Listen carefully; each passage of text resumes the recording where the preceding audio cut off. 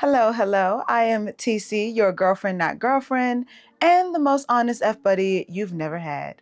Today's topic: how to stay in control of your friends with benefits or FB situation. By in control, I mean, how do you maintain the power position in your FB or friends with benefits situation? So I have a couple of tips. I don't want to say that I use myself, but I know that it just helps a person stay emotionally in control while they're in these situations. So I will give them to you right now. The first way to stay in control of your situation or dynamic is to make sure you bring some type of value to the relationship. I know this kind of goes without saying, but I don't think all people consider this. You want to make sure that other person is not the only source of fun, and it's not the only source of resources, is not the only source for the great parts of your relationship.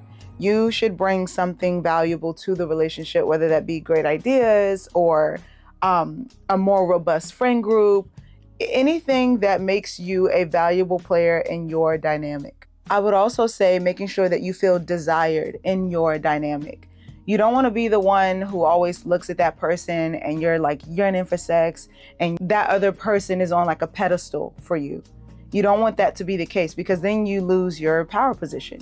You want to be on equal ground or above ground, especially if you're a female. I feel like if you're a female, you want to be a little bit above ground because guys lose attention pretty quickly. And if you allow them to be in the power position, you stand the chance of them not really taking you seriously and you not being cared for or desired the way that you would like to be. The next thing I would say is steer clear of entering a friends with benefits situation where it's with a person who you are overly attracted to.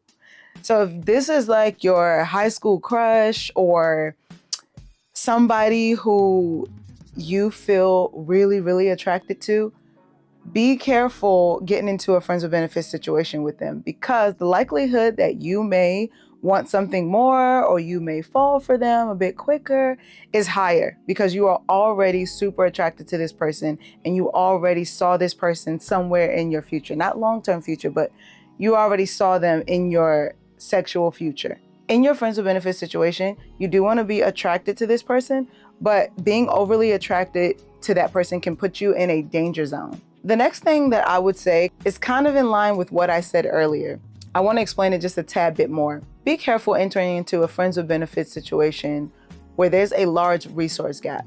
So if this person has all the friends or this person is a lot more financially stable than you are, there's a large wealth gap, there's a large educational gap, I would steer clear of those situations, or I would just be more hesitant entering into a friends with benefits situation with those type of people because it could cause someone to be uninterested quickly because you guys are not syncing up on certain things. Let's say there's a large wealth gap and this person wants to travel all the time.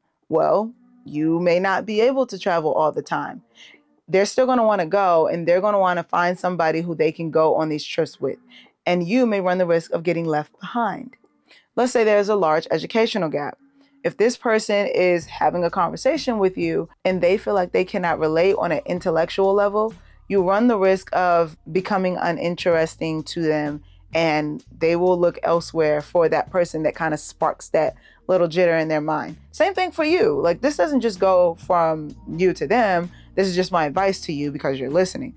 But the same thing for you. If there's a person who there's too large of a gap between some resources or some ways of thinking, for your sake, you should steer clear because you don't want to end up in a situation where you may hurt that person because you are no longer interested and it may happen quicker than you want it to.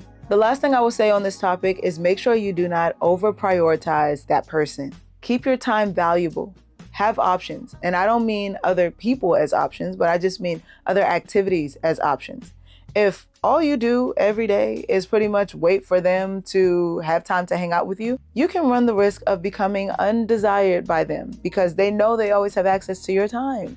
And people who are always accessible, unfortunately, become boring. So don't be that person. Make sure you have other things going on. Make sure you have other ways to spend your time.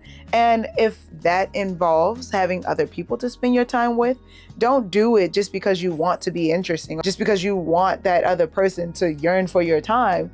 Just let it be a natural thing that you have other things going on.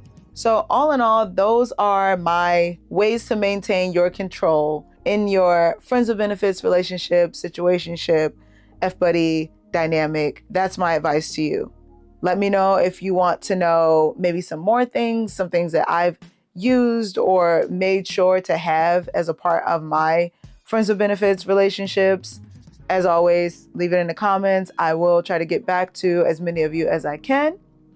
Thanks for watching. I love that you guys are here, and I will see you on the next video.